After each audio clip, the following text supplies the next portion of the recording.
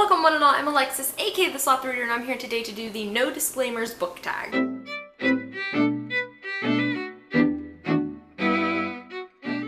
This is obviously very recently a very popular tag. Pretty much everybody's been doing it, and I've been wanting to do it because I really like the questions. This was created by Catalyst Reads, and I will leave their original video linked down below. So the first question is, which trope or tropes in books annoy you? I do want to film a video all about the tropes I don't like. I'm currently compiling that list, so you'll probably see it in the next couple of months. But by far, my least favorite trope, probably, is the trope that I call the Gale-esque character. And it's in a book, and I have examples to show you, by the way. It's not just Gale.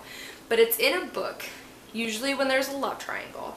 And one of the characters is usually the female main character's best friend, and they've been friends since childhood. And yet he claims to have been in love with her his entire life.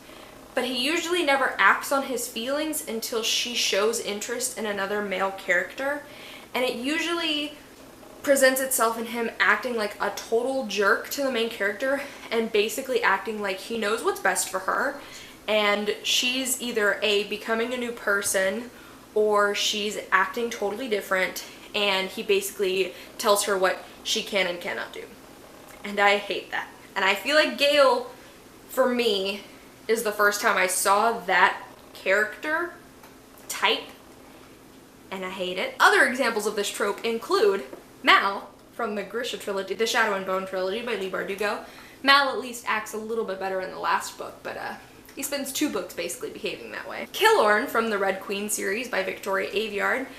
Thankfully, Mare puts him in his place in book 2, but he falls into that category. I believe in the first Mortal Instruments book, Simon behaves that way too, which, you know, again, like, there's a lot of these in YA, and I absolutely hate it. Nothing will make me hate a male character more than when they fall into this category. I hate it. It is my literal least favorite. I wish we would stop writing that. There you go. The next question is, which writer or writers do you feel are overrated, overhyped? I mean, I'm always gonna say this, John Green. I just can't get on board with the John Green train. I've read 2 of his books. I hated one of them. The other one was okay. I feel like all of his books in essence are kind of the exact same thing. And I feel like, especially from what I've heard about Turtles All the Way Down, the rep in it was good, which is great, and I feel like we should definitely have rep, but I feel like the rep was good, and then people just ignored all of the things about that book that were not good, which, from what I've heard, is a lot of things. So my answer is always going to be John Green. I'm sorry. I feel like he is so overrated. Sorry. Question number 3 is, what are your least favorite books you've read since joining BookTube? I have a lot. I actually did film an entire video where I talked about popular books I didn't like. I will link that down below. To name a few, last year I read the Shatter Me trilogy. That I did not like that. I think that those were just not good, to be honest. I read The Night Circus in January. I didn't like that. I think that that was just not good, if I'm being honest. In that other video too, I talked about Me Before You. I hated that. Ready Player One. I really hated that. The All for the Game trilogy by Nora Sakovic. Not a fan at all. So yeah, I've had quite a lot. I feel like really popular books I didn't enjoy. So yeah, go check out that video for like a full list. Question number 4 is a terrible ending that otherwise ruined a quality book. So the only answer I could come up with was a book where I don't think the book necessarily wasn't my favorite, and I don't think the ending was terrible, but the ending was my least favorite part of the entire book, and it was the only answer I could come up with. So that's Dark Matter by Blake Crouch. I was really into this book until like the last 60 or 70 pages for me, when the plot got really ridiculous. Like, I threw all of my believability in this book right out the window when the ending happened, because I was like, come on, really? Like, that's how I felt about it. So this was the only answer I could come up with. Again, I still gave this book 4 stars, but the ending was definitely my least favorite part. Question number 5 is, which fictional character do you wish had not been killed off? This is my answer to this question every time. You all know who I'm talking about in Mockingjay, because it's the one death in this book. There are a few deaths in this book, but it's the one death in this book that literally makes no sense. Nothing was furthered in the plot by this character dying, it served no purpose other than just being sad. Being something sad Suzanne Collins could write. Like, there was no reason for it. No reason for it. Question number 6 is, what are some of your bookish pet peeves? I've seen other people answering this question with like physical things that they don't like about book construction. Having mismatched editions doesn't bother me. Having books that are different sizes doesn't bother me. I'm not personally bothered by that. However, if you've watched my February book haul, which I will link down below, you'll know that I recently purchased Reign of the Fallen by Sarah Glenn Marsh, and I hate whatever this is. This material, oh my god, it makes me cringe. I dislike it so much. I hate holding this book because I hate this texture. It's like plastic ribbon material, and it's awful. It's like sticky, and it's not a pleasant thing, and I strongly dislike it. I hope that they never make a book with this texture ever again.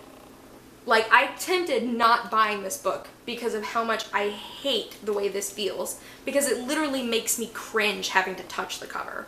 I hate this. Whatever this is, whatever this material is, I hate it. I hate it. And I hope they never, like, publish a book in this texture ever again. Like, actually, every texture like this should just be burned. It's awful. I hate this texture. Ugh, I want to put it down.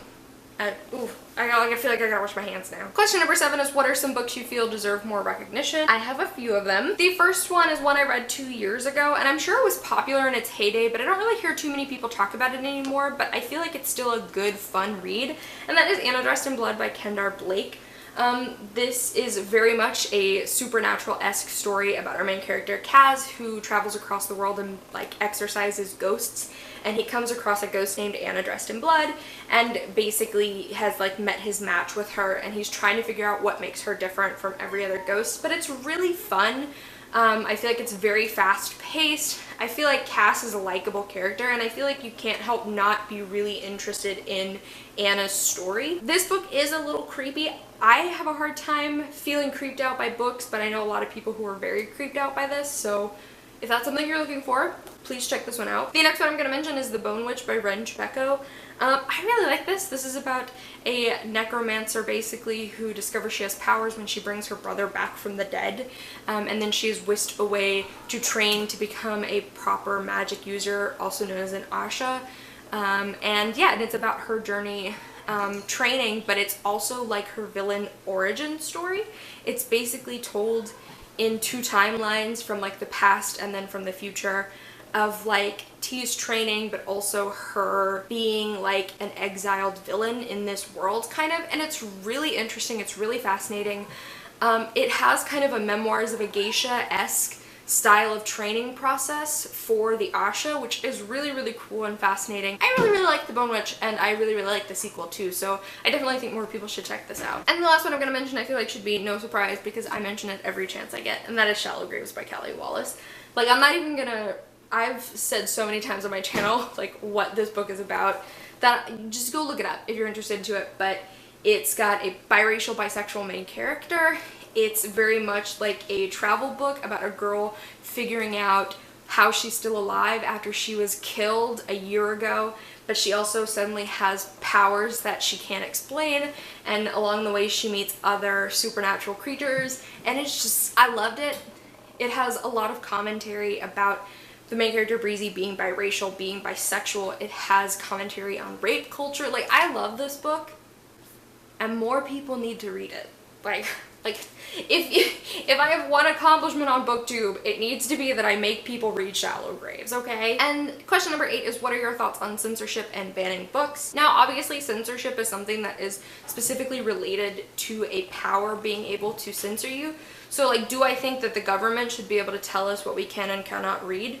No. I think censorship and banning books in general is bad when you're looking at from a position of power, placing a restriction on, like, everyday civilians, like with, like, you know, Fahrenheit 451 and being like, you can't read books. Like, that's obviously horrible. Nobody agrees to that. But I also don't want to tell parents, like, hey, you shouldn't be able to control what your 12-year-old reads, you know, like, that's a very different situation. So, like, do I think the government should be able to tell us what we can and cannot read? No.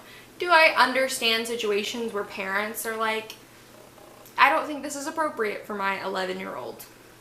Yeah, I mean, I think there's a discussion to be made in case-by-case situations like that. Alrighty guys, so that was the no disclaimers book tag. Again, all of the links to the videos and such I mentioned will be down below. I would love to know what authors you guys think are overrated. I can have like 6 or 7 in mind. I feel like people are definitely gonna say.